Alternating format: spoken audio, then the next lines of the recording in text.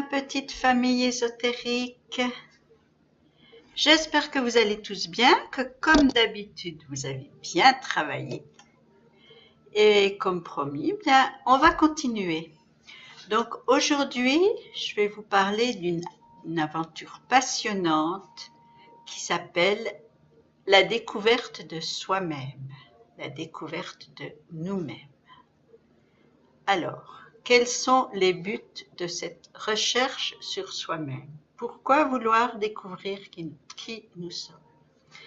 Donc, les buts, c'est déjà d'apprendre qui nous sommes et non pas ce que nous sommes. Si vous vous souvenez, c'est la différence entre la personnalité et l'individualité dont nous avons déjà parlé. Ensuite, découvrir d'où on vient, d'où nous venons. Il ne s'agit pas de nos parents, ça en général on le sait, mais où nous étions avant.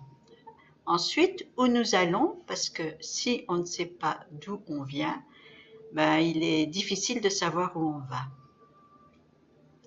Quelles seront les méthodes de cette recherche? D'apprendre qui nous sommes. Donc ça, c'est une analyse holistique. Et pour ceux qui ne connaissent pas le terme holistique, ça signifie en entier. L'être holistique est considéré dans son entièreté, c'est-à-dire le corps, l'esprit et l'âme. Donc, au cours de ce petit voyage, nous allons travailler sur tout ça, le corps, l'esprit et l'âme. Quelles seront les méthodes utilisées? Donc, je vous expliquerai ce qu'est déjà l'astrologie. L'astrologie, c'est l'étude de l'influence de certaines entités célestes sur le comportement humain.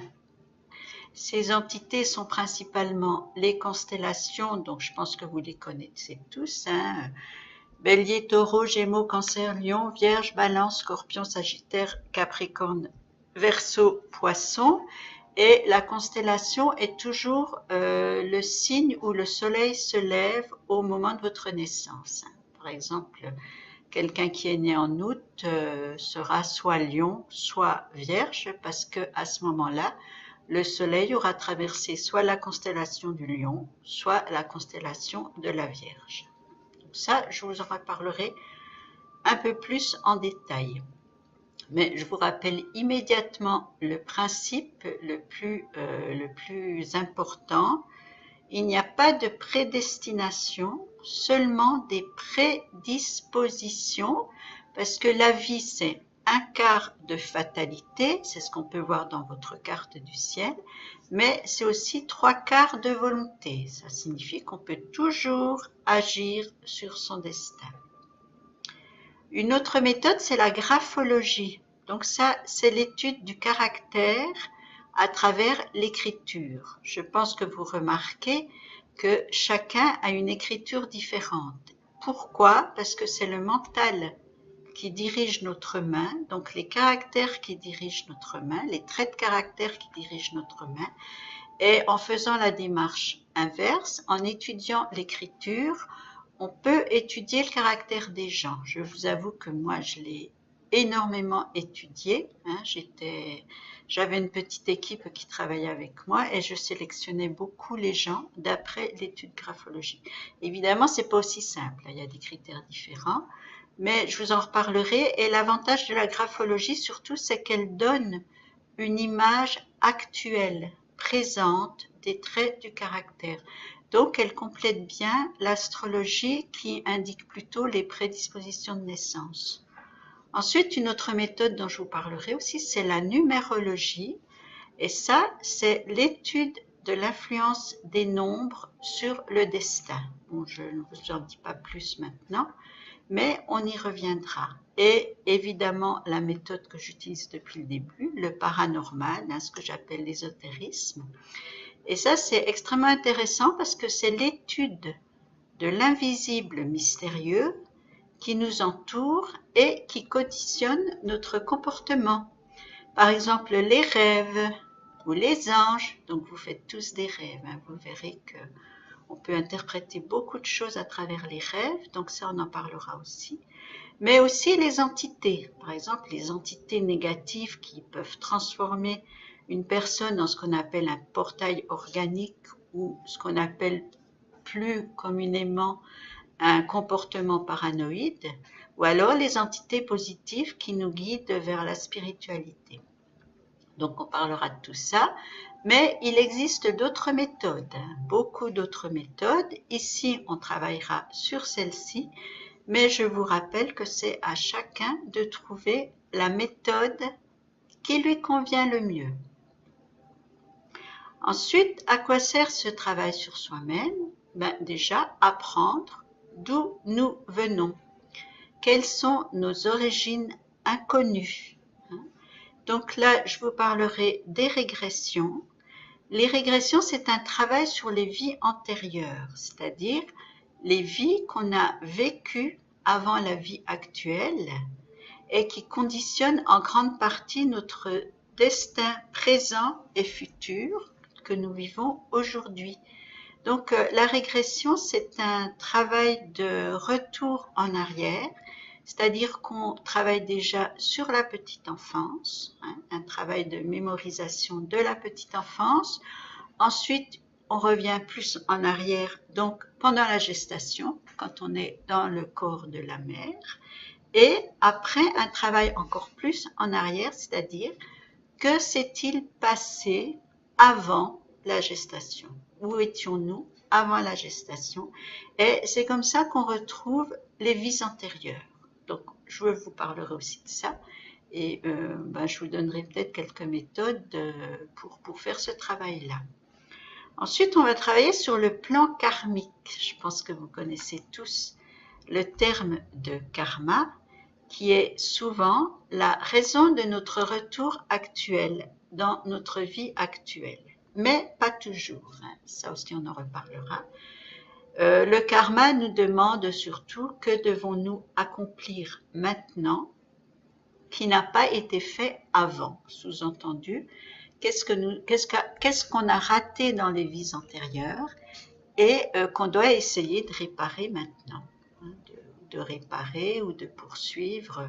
Et à ce propos, je vous donne quelques principes sur le karma. D'abord, ce n'est pas une charge négative comme on l'imagine dans notre tridimensionnalité, notre monde de troisième dimension qui nous pousse à toujours juger en bien ou en mal, entre autres. Le karma, c'est plutôt une énergie d'action inachevée et qu'on doit achever maintenant, ou du moins essayer, si nous décidons de le faire. C'est comme par exemple un problème qui réapparaît constamment tant qu'on ne l'a pas résolu. Par contre, il n'existe aucune loi cosmique qui stipule que nous devons revivre quoi que ce soit. En général, c'est plutôt nous qui le choisissons dans un but d'évolution personnelle, je dirais de confort personnel. C'est sûr qu'on vit bien mieux quand on a réussi à régler un problème, à trouver une solution à un problème qui se présente constamment. Mais il n'y a rien d'obligatoire. En général, c'est nous qui faisons le choix. De plus, depuis que nous sommes dans l'ère du Verseau, donc d'après l'enseignement druidique, l'ère du Verseau a commencé en 1945, mais tout le monde n'est pas d'accord sur cette date, donc à vous de vous informer. Donc depuis qu'on est dans l'ère du Verseau, créer un nouveau karma qu'on doit traîner d'une vie à l'autre, cette notion-là est dépassée, ça ne se fait plus, parce qu'il y a beaucoup trop de choses bien plus intéressantes et bien plus urgentes à accomplir maintenant, surtout tout ce qui concerne notre planète, notre petite planète que nous aimons et qui va pas tarder à se débarrasser de nous si nous continuons à la traiter comme nous la traitons actuellement. Heureusement, je pense que vous voyez tous les jours que les choses changent et qu'à ce niveau-là, ça s'améliore et surtout de plus en plus vite. Ensuite, une autre méthode, c'est la communication verticale. Je vous avoue que moi, c'est ma méthode préférée. Et la communication verticale, c'est la guidance faite par les êtres de lumière. Elle s'accélère actuellement parce que depuis que nous sommes dans l'ère du Verseau, Nous n'avons plus besoin d'intermédiaires pour entrer en contact direct avec les énergies supérieures et avec l'énergie que nous appelons Dieu.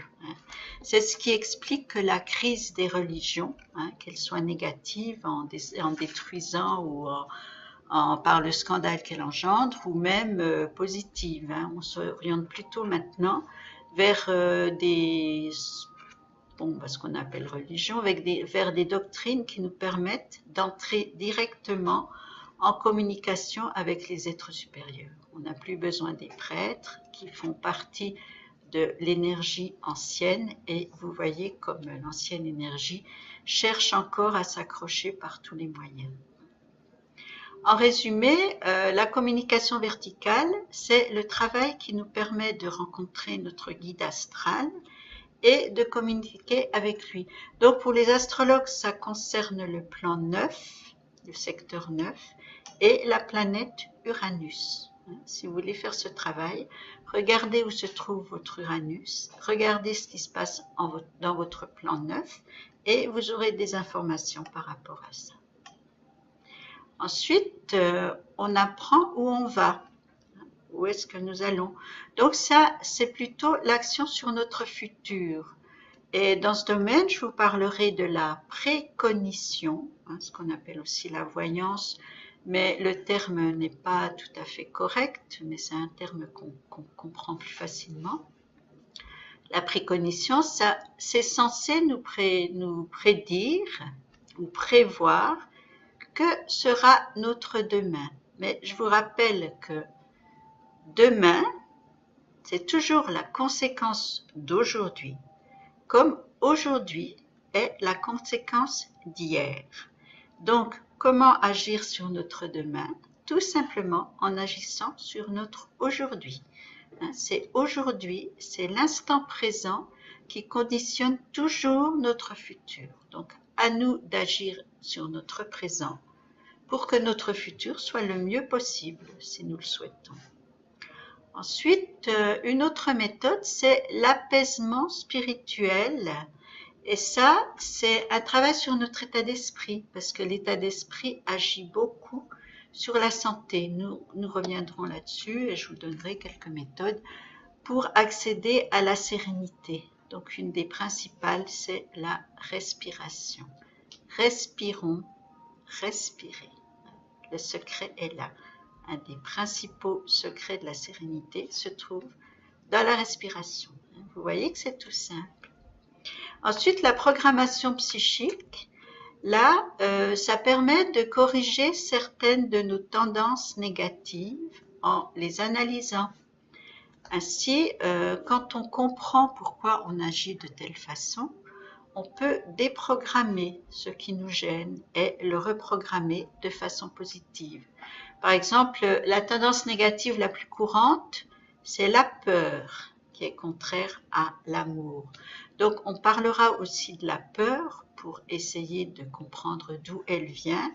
Et quand on sait d'où viennent nos peurs, en général, on sait aussi comment la corriger, comment la remplacer par l'amour qui est la sérénité. Quelles sont les finalités de ce travail à la recherche de soi-même? Qu'est-ce que ça va nous apporter? Déjà, une meilleure compréhension de nos comportements que nous pourrons corriger s'ils nous dérangent ou activer s'ils nous aident. Et en général, les comportements que nous n'aimons pas en nous, si nous les corrigeons, on apprend à les aimer, on apprend à les accepter. Et on se rend compte quelque part que ça fait aussi partie de nos richesses parce que personne n'est parfait, personne ne doit être parfait et que même ces comportements que nous jugeons négatifs ne le sont peut-être pas forcément et nous pouvons découvrir à quoi ils servent. À ce moment-là, soit on les garde, on les accepte et on apprend à les aimer, soit effectivement on essaie de les corriger et là c'est beaucoup plus facile parce qu'on comprend le mécanisme. Ensuite, la finalité, c'est la découverte de nos capacités à être heureux. Donc, acquérir le bonheur personnel qu'on peut ensuite transmettre aux autres par notre rayonnement, par la vie que nous menons et qui donne envie aux autres de faire la même chose. Ça, c'est l'histoire de la fosse à goudron dont je vous parlerai plus tard. Ensuite, la libération de notre individualité, c'est-à-dire qui nous sommes vraiment et non pas ce que nous nous efforçons d'être pour plaire aux autres. Et le développement de nos possibilités psychiques, ça c'est aussi très important, très intéressant et ça rend beaucoup service. Entre autres la connexion de l'hémisphère droit et de l'hémisphère gauche du cerveau qui se passe à ce niveau-là, au niveau du troisième œil, ajna, et qui nous permet d'associer l'esprit de synthèse et l'esprit d'analyse. Et ça rend énormément service, surtout dans le monde professionnel ou dans le quotidien. Ça va nous apporter aussi l'accès à la sérénité, à la paix du cœur, à la paix de l'âme, qui est, à mon avis, finalement, le but de toute recherche de spiritualité. Ensuite, la maîtrise de nous-mêmes et de notre destin, ça c'est le désir d'être maître plutôt qu'esclave, donc on en reparlera aussi. Ensuite, l'acceptation et la réalisation de notre plan de vie terrestre actuel. Parce que quand on découvre pourquoi on est ici maintenant, qu'on découvre ce qu'il faut faire pour corriger ce qui nous gêne, mais aussi tous les dons que nous avons, que nous retrouvons des vies antérieures et qui peuvent nous aider dans la vie actuelle, ça aussi, ça nous permet d'avancer très vite et d'atteindre aussi très rapidement la sérénité, ne serait-ce que par le fait d'arrêter de nous juger, d'arrêter de nous critiquer, d'arrêter de nous condamner et de nous pardonner à nous-mêmes. Parce que le pardon est aussi un travail très très important et nous y reviendrons aussi. Et puis un des buts principaux, c'est la fusion avec l'univers et la fusion avec notre Dieu, c'est-à-dire l'entité que vous appelez Dieu. Je vous en ai parlé la dernière fois. Quant à la fusion avec l'univers, c'est la capacité, par exemple, de ressentir l'énergie d'un arbre ou l'énergie d'une étoile. On dit qu'une étoile, c'est un cheveu d'un ange, par exemple. Donc, ressentir tout ce que signifie cela, le ressentir en nous et communier avec ça, communier avec la terre, communier avec vos plantes quand vous soignez vos plantes, communier avec votre chat quand vous caressez votre chat, toutes des choses comme ça que vous pouvez apprendre, qu'on peut apprendre et qui nous permettent vraiment de mieux vivre parce que ça nous permet de comprendre qu'il y a vraiment autre chose qu'en dehors du plan matériel. Il y a autre chose qui est beaucoup plus enrichissant, qui nous rend bien plus heureux parce que ça nous comble, alors que le plan matériel ne nous comble jamais. Et que c'est pour ça que les gens qui sont dans la matérialité en veulent de plus en plus. C'est pour ça que les riches veulent toujours être toujours plus riches, que les puissants veulent toujours être toujours plus puissants, parce que ce qu'ils ont ne les comble jamais, parce que c'est pas de la spiritualité, ça ne les rend pas heureux, ça ne leur permet pas d'évoluer eux-mêmes, de se sentir mieux, de se trouver mieux, et surtout de communiquer avec leur âme et leur spiritualité. Donc tout ce travail-là, c'est ce que nous allons vous proposer au cours de ce voyage, que je vous invite à faire avec moi, avec nous. Mais je vous rappelle que la condition première, c'est la foi. Et pour généraliser, pour simplifier, je dirais que la foi, c'est la confiance que nous sommes capables de mettre en l'invisible. À mon avis, ça résume tout. Souvenez-vous du principe de base que je répéterai aussi souvent. Silence, patience, confiance. J'insiste surtout sur la patience parce que c'est quelque chose qui va aller très très très lentement, mais ça c'est normal. Une démarche spirituelle se fait dans la patience, dans la lenteur, dans la réflexion, dans le silence, dans la solitude. Et je vous rappelle surtout l'humilité et ne vous attendez pas à ce qu'un ange apparaisse en vous criant « Coucou, c'est moi, je me présente ange ». C'est pas comme ça que ça se passe. Jamais. Il n'y a rien de spectaculaire, ça je vous le répète. C'est un travail intérieur, donc qui est lent, qui est profond, mais qui peut transformer totalement ce que vous êtes et surtout vous rendre heureux, vous apporter la sérénité. Mais ça, je pense que vous le savez déjà, hein, sinon vous ne seriez pas en train de regarder cette vidéo. Voilà, donc c'est fini pour aujourd'hui. Nous allons, dans les prochaines vidéos, on va développer tout ce que je viens de vous dire là. Et ben, je vous embrasse. Travaillez bien. Si vous avez des commentaires, n'hésitez pas de les mettre sous la vidéo. Si vous avez des questions, posez-moi des questions. Ça me fait toujours plaisir de savoir aussi où vous en êtes par rapport à votre travail personnel et je remercie ceux qui m'en parlent. Et moi, je vous dis à la prochaine fois. Alors, au revoir et portez-vous bien. Je vous embrasse. Au revoir.